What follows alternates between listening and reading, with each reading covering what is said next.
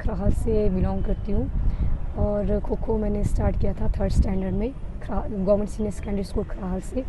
और जो मैंने सबसे पहला नेशनल खेला था वो 2014 में खेला था और उसके बाद जो नेक्स्ट खेला था वो 2016 में खेला था। और उसके बाद मैं स्टडी करने के लिए पंजाब चली गई और वहाँ पे मैंने ऑल इंडिया वुमेंस लीग और सीनियर स्टेट सीनियर नेशनल सारे टूर्नामेंट खेल लिए। और उसके जब हम कोई सीनियर नेशनल खेलते हैं उसमें अगर किसी बच्चे की अच्छी परफॉर्मेंस आती है तो उसके बेस पे हमें हाई अचीवमेंट के लिए चुना जाता है या हाई कंपटीशन के लिए चुना जाता है। तो सीनियर नेशनल के बेस पे मुझे वर्ल्ड कप के लिए मेरे सिलेक्शन हुई थी।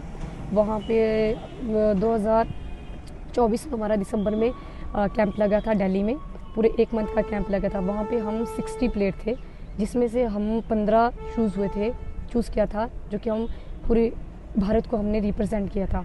और 13 से 19 जनवरी के बीच में जो वर्ल्ड कप हुआ था उसमें हमने मैन और वुमेन ने गोल्ड लिया था अपनी टीम के लिए और इंडिया के लिए। वर्तमान में मैंने बीएड कंप्लीट की है। अभी तो मैं बीएड करके घर में हूँ। आज जो फाइनल मैच हुआ था वो नेपाल और भारत के बीच में हुआ था। वो मतलब बहुत अच्छी टीम थी, जितनी भी टीम आई थी उनमें सबसे एक्सपीरियंस प्लेयर उसमें थे क्योंकि हमने पहले भी इंडिया ने उनके साथ टेस्ट सीरीज़ वगैरह खेली हुई है तो उन्हें गेम की ज़्यादा नॉलेज थी। मतलब उनके साथ खेलने में हमें बहुत अच्छा लगा और हमने उन्हें काफ़ी अंकों से हराया भी था। पहले तो मैं रेणुका ठाकुर जी को बधाई देती हूँ कि वो वुमेंस क्रिकेट टीम की मेंबर थी जिसमें कि उन्होंने अपने इंडिया को रिप्रेजेंट किया और इंडिया को जिताया। तो उसके लिए मैं उनको कॉन्ग्रेचुलेट करती हूँ। और रही बात उसकी प्राइज़ मनी की तो उनको उनके अचीवमेंट के हिसाब से सही मिला। मैं उनको उस बात के लिए नहीं बोलती। बहुत अच्छी बात है कि सर आप सरकार से ही करते, कोई बात नहीं आपने इतने दे दिया अच्छी बात है, पर दूसरी गेम को भी आप उतना ही बढ़ावा दें जितना आप क्रिकेट को दे रहे हैं, ताकि जो गांव के बच्चे हैं जो इस हाई अचीवमेंट को अचीव कर रहे हैं उनको भी थोड़ा मोटिवेट हो कि वो भी इस गेम में आए, चाहे इसी गेम में अदर गेम में भी आए।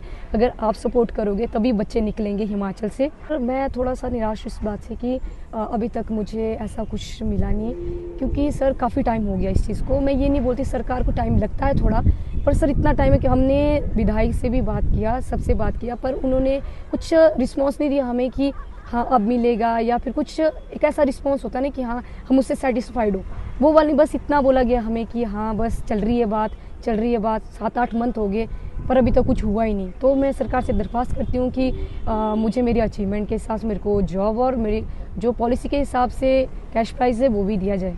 सरकार जैसे क्रिकेट को बढ़ावा दे रही है तो वैसे ही मैं चाहती हूँ सरकार अदर गेम के लिए भी, जो ग्रामीण गेम है और यहाँ से बच्चे बाहर जा रहे हैं उनको भी मोटिवेट करे, वैसे ही जैसे उन्होंने बाकी अदर्स को क्रिकेट में किया है। मैं चाहती हूँ कि वो ग्रामीण के जितने भी बच्चे हैं जो हाई अचीव कर रहे हैं, नेशनल सीनियर नेशनल हो गया, चाहे वर्ल्ड कप हो गया या एशियन साउथ एशियन गेम हो गया, कुछ भी अचीव कर रहे हैं तो उनको भी वैसे ही मोटिवेट किया जाए जैसे क्रिकेट को किया जा रहा है, ताकि जो अदर्स बच्चे हैं जो हमें देख के और मोटिवेट हो कि हमें इस गेम में जाना है। सिवाय मेरी गेम नहीं और गेम में भी बहुत सारी गेम्स हैं जिनमें अभी सरकार मोटिवेट नहीं कर रही। मैं चाहती हूँ कि सरकार से दरख्वास्त करती हूँ कि सभी गेम को उतना ही सपोर्ट करे जितना कि आप क्रिकेट को कर रहे हो।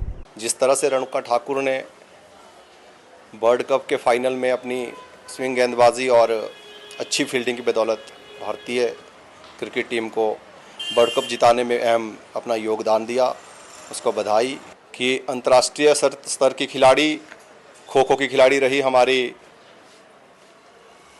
नीता राणा जी, जो एक मध्य और मिडिल क्लास फैमिली से बिलोंग करती है और जो उनका संघर्ष है हम स्थानीय लोग और स्थानीय निवासी होने के नाते जानते हैं उनका संघर्ष। उन्होंने मिट्टी से लेकर मैट तक का सफ़र जो मिट्टी में और जो पत्थरों में रगड़े खाई है उसकी बदौलत उन्होंने वो मुकाम हासिल किया था।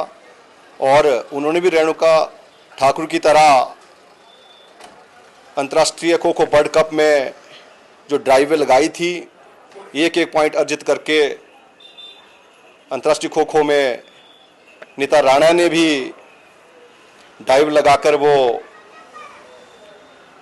अंतर्राष्ट्रीय वर्ल्ड कप इंडिया के नाम किया था। तो जिस तरह से सरकार ब्लॉक स्तर से लेकर डिस्ट्रिक्ट स्तर से नेशनल स्तर पर, राज्य स्तर पर क्रिकेट का आयोजन करती है, लाखों करोड़ों रुपए लगाती है, तो उस खर्चे सरकार बहुत खर्चा करती है और उनमें से हमारे कुछ एक खिलाड़ी बहुत मेहनत करते हैं और खिलाड़ी एक आखिरी पड़ाव तक पहुंचते हैं जो अंतर्राष्ट्रीय स्तर और लास्ट स्टेज होती है। उस स्टेज पे पहुंच के एक अपने आप को एक प्राउड महसूस करता है खिलाड़ी। उसी तरह नीता राणा ने भी अपने देश के लिए वर्ल्ड कप जिताया था। हम मुख्यमंत्री से आग्रह करते हैं, हिमाचल सरकार से आग्रह करते हैं कि वो नीता राणा जी के लिए भी 1 करोड़ की घोषणा करे ताकि आने वाले समय में सब बच्चे हर एक खेल में रुचि दिखाएं और आगे और नशे से दूर रहेंगे। और जिस तरह से रेणुका ठाकुर को हिमाचल सरकार ने 1 करोड़ दिया है, मुझे लगता है कि हर अंतर्राष्ट्रीय खिलाड़ी एक मेहनत करता है।